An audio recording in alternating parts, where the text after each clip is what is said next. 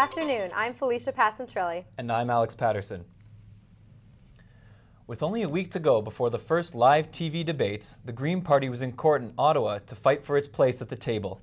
William Burr has the verdict from the federal court. A federal court of appeal judge has blocked one of the routes the Green Party hoped to use to get Elizabeth May a place at the live TV leaders' debate. The judge dismissed the case because he said the Green Party could have submitted its case at any time in the past. A consortium of Canada's biggest broadcasters decides who gets invited to the debate. The urgency of hearing this in a 7-day period, which the court has agreed puts it in an untenable position, is her choice. She could have challenged the scheme of the regulation when it was first pronounced back in 1995 or at any time subsequently. The CRTC issues guidelines to the media consortium to make sure the debates are fair. The Green Party was trying to argue that these guidelines aren't very clear and that they don't give each party a fair chance to represent itself. With a legal solution to their problem out of the question, the party needs to figure out an alternative. This means that nobody's going to force the consortium to let her in. I would hope that public pressure and common decency would force the consortium to do it. Hear, hear. As soon as the decision was announced, Canadians started tweeting their reactions. One user said, "If Elizabeth May is not in the debate, I'm not watching and I may not vote." Another said, "What, they need an extra podium? I could loan them that."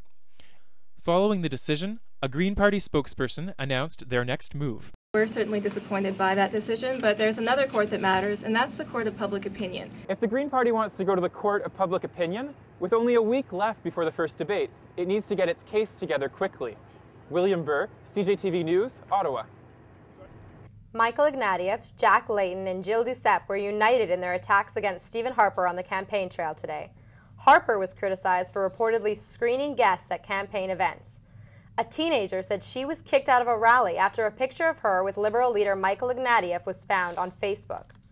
Another man says he was booted for having an NDP sticker on his car. The opposition is left wondering why Harper hasn't paid this much attention to those in his office. Bruce Carson, a former Harper advisor, had multiple fraud convictions when hired. 7 men were arrested this morning at the Libyan embassy after staging a protest in the downtown Ottawa building. About 10 RCMP and police cars showed up at the scene after getting calls about ruckus inside the building. The young men were protesting against the regime of President Muammar Gaddafi. The embassy in Ottawa has been the site of many protests. Because the embassy represents Gaddafi's regime, Libya's foremost rebel group has called for it to be closed. Libyan diplomats have been accused of harassing community members who are opposed to the Gaddafi regime. It's an issue that's still up in the air. How much will Canada really pay for new fighter jets? The government says the cost of new F-35s will be $9 billion. But a U.S. defense researcher speaking in Ottawa this morning said the final cost will soar much higher. Will Campbell reports. Last year, Ottawa announced plans to buy 65 of these cutting-edge F-35 stealth fighters. Opposition politicians have set their sights on the government's $9 billion estimate for the Lockheed Martin jets, which are still being developed. They're worried the actual bill will be much higher. That concern was backed up by an American defense researcher who spoke in Ottawa this morning. He says the $75 million per plane estimate is not enough to cover crucial parts. Nobody on this earth is going to be buying F-35s in flyable condition at $75 million a copy. That's not in the cards. And that $9 billion total cost? It may not even include the engines. Wheeler says each plane will likely cost upwards of $130 million instead, in line with the Parliamentary Budget Officer's estimate. Yet Prime Minister Stephen Harper insists the deal means spin-off jobs for Canadian aerospace companies. Contracts like this are not a political game. It is about lives, and as you well know, it is about jobs. But Wheeler says it's not certain that Canadian firms will get F-35 work. You get the opportunity to compete against the other partners, and Lockheed decides. Good luck. But whether the F-35 purchase is scrapped outright or open to competing bids is something Canadians will help decide in the ballot box on May 2nd. Will Campbell, CJTV News, Ottawa. Well, spring has sprung, but don't say goodbye to the snow just yet. The city will enjoy a high of 6 degrees for the rest of the day, but things will cool off tonight with possible flurries and an overnight low of -1. The flurries may continue early Wednesday, but should clear up to reach a high of 6 degrees.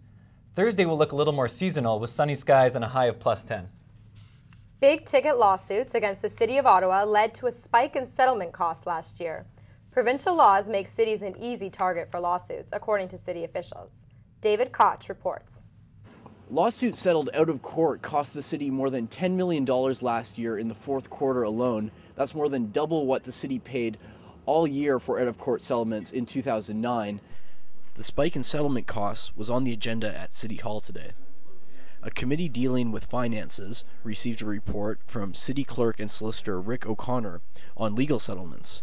In one case settled last year, the city paid $5 million to an Ottawa resident who suffered a severe brain injury after paramedics allegedly failed to provide timely treatment for an extreme allergic reaction.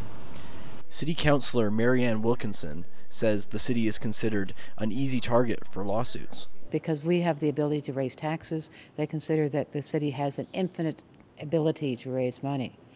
I think taxpayers will think a little differently about it, but that's the way it is, and it's causing a lot of problems with municipalities. Councillor Peter Clark says provincial laws allow plaintiffs to sue cities for millions, even when the city is only partly responsible. The legal profession names everybody's cousin in a lawsuit, hoping they'll catch fly specks on one of them, and that's just, the system is flawed.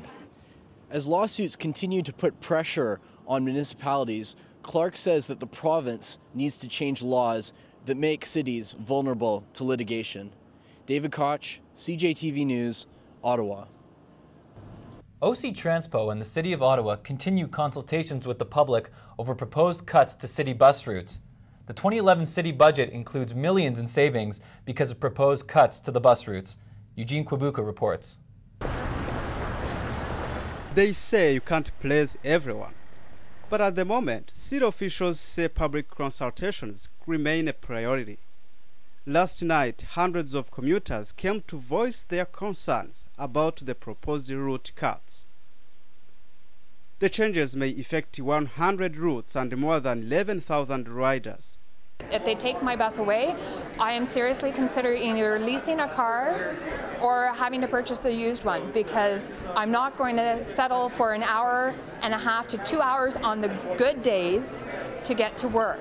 The goal is to save the city $22 million by next year. But according to this senior citizen, this shouldn't justify cutting 100 routes. If a person wants to go from one A to B, you should have a transportation. I don't care what anybody say. People need transportation and not make them walk. What do you do? Have an old lady or blind person? Don't think of that. Staff at OC Transpo know the challenges they face in this process. The largest challenge for us is making such a substantial change in access to the transit system and trying to capture all the feedback from the population, the transit users that use our system today. The Transportation Committee at City Hall will be making a decision on April 20th. I'm Eugene Kwibuka, CJTV News, Ottawa. And now, a look at business news with reporter Aura Morrison. Thanks. Your morning cup of coffee is going to start costing you a little bit more on Monday.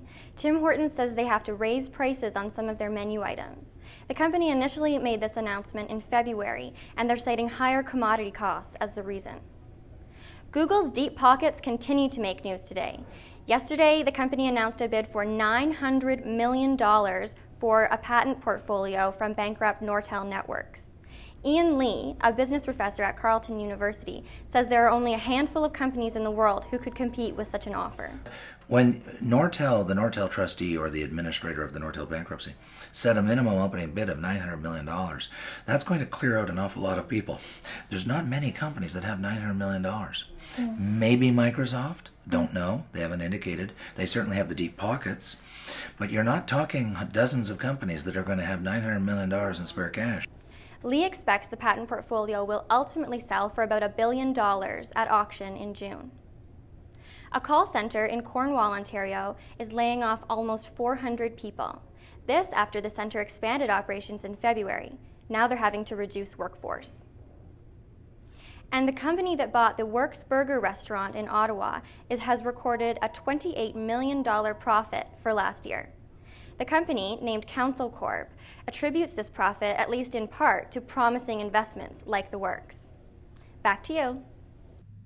There are conflicting reports that Laurent Gbagbo, former president of the Ivory Coast, has surrendered. Gbagbo is said to be asking for UN protection and negotiating the terms of his surrender.